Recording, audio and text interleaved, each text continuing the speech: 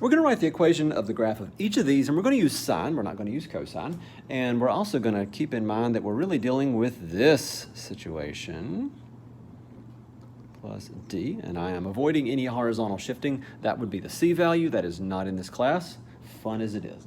So let's switch colors here.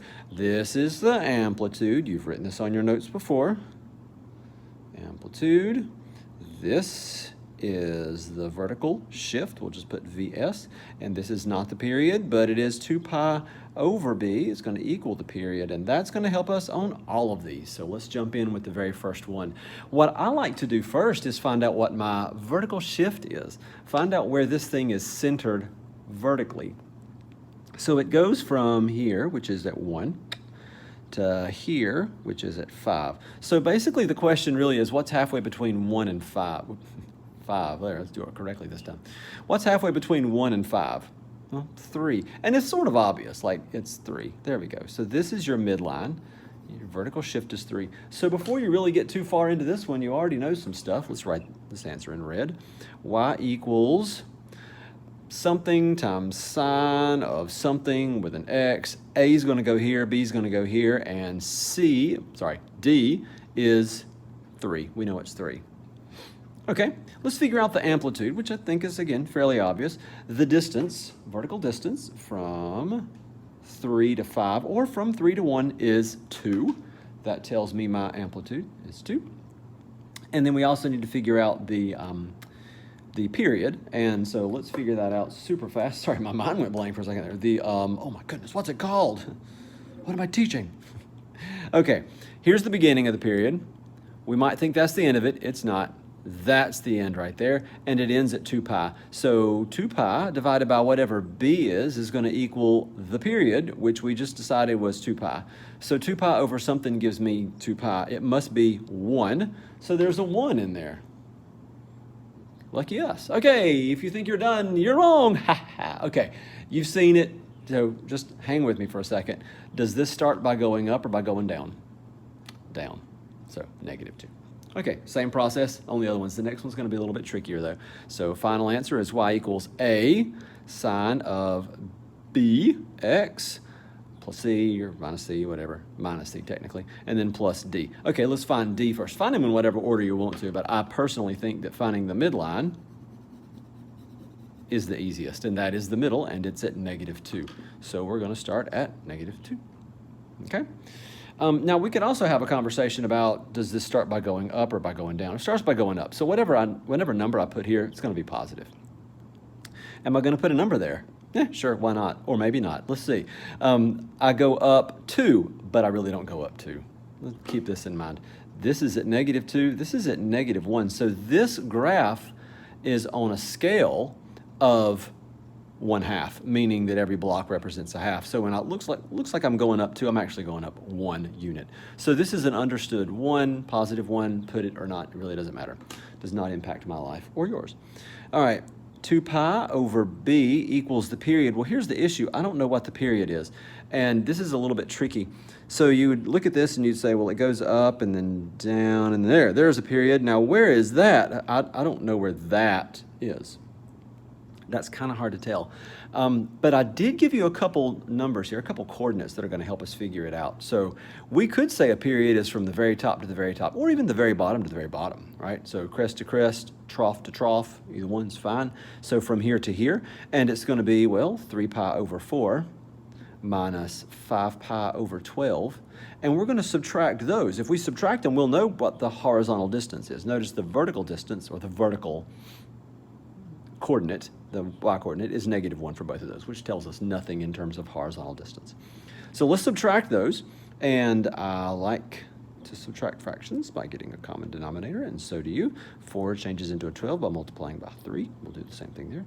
That's going to give me 4 pi over 12, which is going to give me pi over 3. Okay, good to know. This is the period. And now if you want to spell it correctly, you put an O in there right after the I. There we go, period. Same thing here. This is the period, previous problem. So what I want to do is set the period equal to 2 pi over b. And if you look at it kind of visually, it makes sense. So that's 1/3 of a pi. So from 0 to pi, if I wanted a third of that, it'd be about right here. Oops, about right here, sorry. About right here, which is going to correspond to the end of that first period. Okay, let's solve this thing. Let's see, 2 pi times 3, that's going to give me 6 pi. And b times pi, that's going to give me pi times b. We'll divide both sides by pi, and we get 6. B is 6. The 6 goes right here. We're just following this little structure right there, putting it into place, A, B, and D. All right, same thing here. Final answer, y equals A sine B x plus D. All right, how low does it go?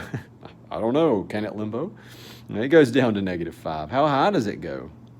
Up to there. We're on a scale of 1, which I think is fairly obvious. 1, 2, 3, 4, 5. 1, 2, 3. Okay.